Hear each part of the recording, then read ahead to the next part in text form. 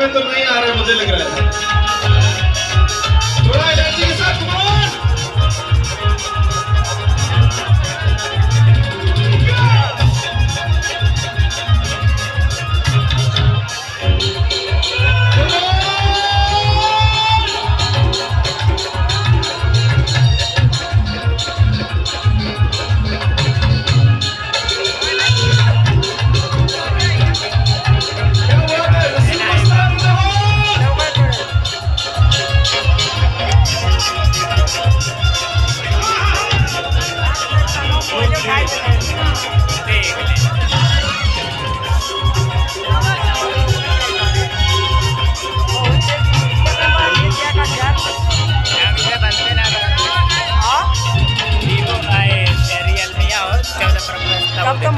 क्या बात है। तो आप सबकी फेवरेट सुपरस्टार यहाँ पर आ चुके हैं। एक बार शोर मचा के बताइए कि आप कितना खुश हैं।